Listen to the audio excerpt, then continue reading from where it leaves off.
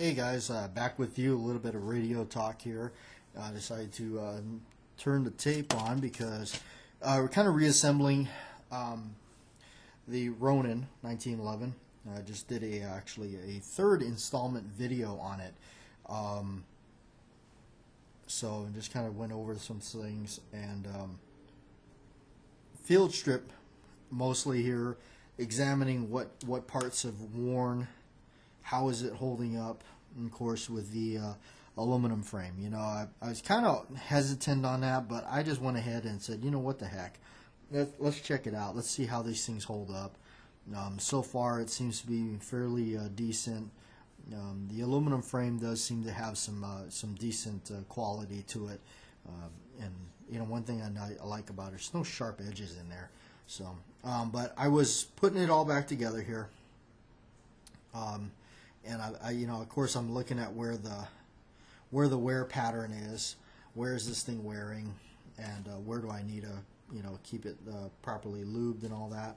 So, and I've been using the Wilson Combat stuff here. I'm using the Wilson Combat grease because of the heat. The heat is definitely getting hot out here. So. Definitely, I figured to use that grease. That way, the oil will stay put where I need it to be. All right, so I'll put it together here and properly put the lubrication where I feel like it's necessary to have. Okay. All right, putting this thing back together. But part of the reason why I wanted to also do this a little bit of the radio chat here is. I have been, both my buddy and I, my shooting buddy, we've been kind of running this thing and shooting pretty much since we got it, or since I acquired it. Pretty much been running this thing and shooting it. So far, I think between his stash of ammo and everything, and then of course what we've been loading, and mostly what we've been shooting out of it is this Bear Creek Molly stuff. And the reason for it is because we can get it fairly cheap. Get this stuff fairly cheap from the local shop down here is where we've been getting it. And it's like a Molly coated stuff. They're out of California. Where is it? It's called Bear Creek Supply. And Waterford, California. All right. I don't know. I don't know if I've noticed it in my 45 or not. But man, I tell you, the barrels let it up pretty good with this stuff. It's kind of odd because they were people that sold the stuff. They're like, oh no, it doesn't let up your barrel. You just got to run a patch through it. That's a bunch of bull, because barrels let it up pretty good with it. In fact, I scrubbed it pretty darn well with a brush and everything. I might have to go and get another brush and try it. But I can't. That stuff is stuck pretty good. I might have to do the old treatment and run some Full Metal Jacket through it real quick, and then start again, because that's the old trick.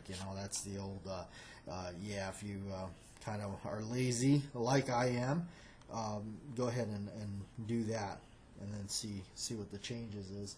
And usually you'll see a decent change in the cleaning process. It'll make it easier. So if you ever need to do that, that's something to keep in the inventory. Remember that. So also, I'm looking at the trigger here. Where am I seeing the wear? Kind of funny, and something I'll let you guys know too.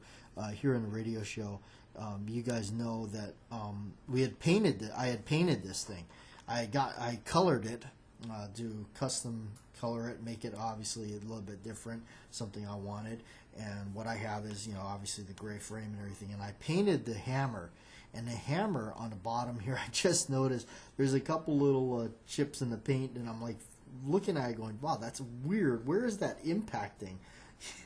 So That's kind of, I guess, the benefits. But no, the paint job holding up great. So did not pay somebody a fortune just to do some fancy, something that they call, oh yeah, we're gonna call it this, special finish or something like that. But really, it's just an overpriced spray paint job. But anyway, yeah, no, that's kind of it. Just kind of wanted to get back with you guys and a little bit of talk on that. The Bear Creek stuff, not bad. Really cheap. I mean, stupidly cheap for 500 bullets. But I think the letting up of the barrel is a little, I don't know. I'm not too wild about that. So I don't know if that's just lead or moly built up or what. But I'm gonna have to try to get a different brush in there and see if we can't remove it. But I think what I'll do is I'll try to fire some full metal jackets out of it and see if that does the old trick. If not, I could always get a lead Louis lead remover kit. I know where I can get one of those, so I might have to end up getting one of those if we're going to continue to shoot this stuff. So it's an easy fix, but I guess I don't know. I'm not sure if we're gonna, what we're gonna do about that. So anyway, thanks for listening.